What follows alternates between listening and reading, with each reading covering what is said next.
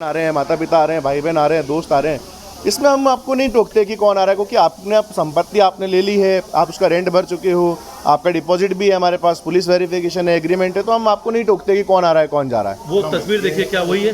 हाँ, यही लड़का था, ये इसका नाम ही है विशाल सिंह चौहान। इसको मैं मिला हूँ, इसको जो अपने ही आधार कार्ड पे इसके था इसी के आधार कार्ड पे तो दिया है। लोकल इंदौर के आधार कार्ड था जिसपे इसने आके यहाँ पे लिया था। वो मैंने मंगाया है, एक मिनट आपको कंफर्म कर देता हूँ। इसने 2+1 जो हमारा स्टैंडर्ड रहता है वो डिपॉजिट इसने दिया, रनिंग दिया।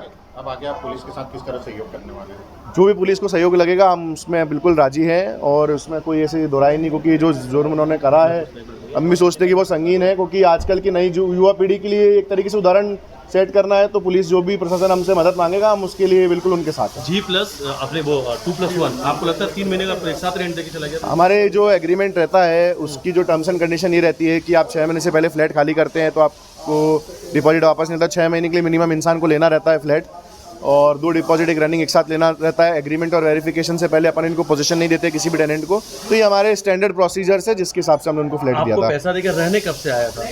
उसने मेरे को पैसा दिया था 29-30 को शाम को 7 बजे के आसपास, और एग्रीमेंट और वेरिफिकेशन के लिए उसने आधार कार्ड भी उसी समय मेरे को पहुंचा दिए थे।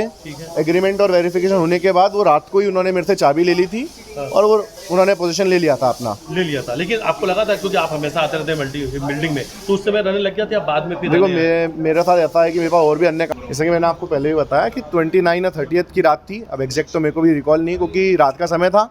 29 या 30 की बात है, वो शाम के समय आए थे। उन्होंने, जैसे मैंने आपको बताया, उन्होंने मेरे को बोला कि उनके मकान मालिक जो वहाँ अभी जहाँ पे रह रहे हैं उनसे उनकी कुछ आर्ग्यूमेंट हो गई है, तो मकान मालिक ने कहा है आपको हम नहीं रख पाएंगे, आप तो इमीडिएट फ्लैट खाली कर दो। तो ऐसे किराएदार काफ़ी समय बाद आते हैं, क्योंकि किराएदार और मकान मालिक की झड़प हो जाती है कई बार आपस में। तो हमने कहा नॉर्मल है। अपन ने बोला कि ठीक है, आप कोई टेंशन वाली बात नहीं है, आप अपना एग्रीमेंट करा लो, वेरिफिकेशन करा लो और आप हमसे फ्लैट ले लो। तो उन्होंने मेरे को अपना डिपॉजिट दिया। जैसा हमारा जो प्रोसेस है, 2 डिपॉजिट लेना, एक रनिंग लेना, और एग्रीमेंट के लिए आधार कार्ड लेना, पासपोर्ट साइज फ़ोटो लेना, उसके बाद एग्रीमेंट कराया, वेरिफिकेशन कराया, शाम को हमने उनको पोजीशन दे दिया। उसके बाद अपना कुछ भी इसमें इन्वॉल्वमेंट नहीं रहता है, क्योंकि जब अपन किराए पे दे देते हैं तो अपना क्या होता है कि अगले महीने किराए के लिए अपन फ़ोन करते हैं कि भैया किराया।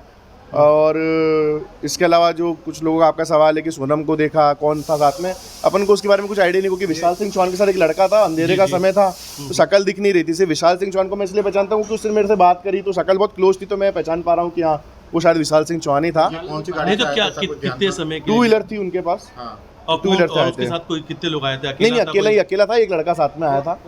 अच्छा, फ्लैट नंबर जीवन है, जीवन नीचे अच्छा, वाला ही। अच्छा, बाद में क्या उसके साथ कोई और भी आया विशाल साथ? कोई लड़की लड़का कोई और? वही मैंने आपको बताया, देखो एक बार अपन किराए पे दे देते हैं तो हम उनके लाइफ में, जैसे आज मैं आपको किराए पे दूंगा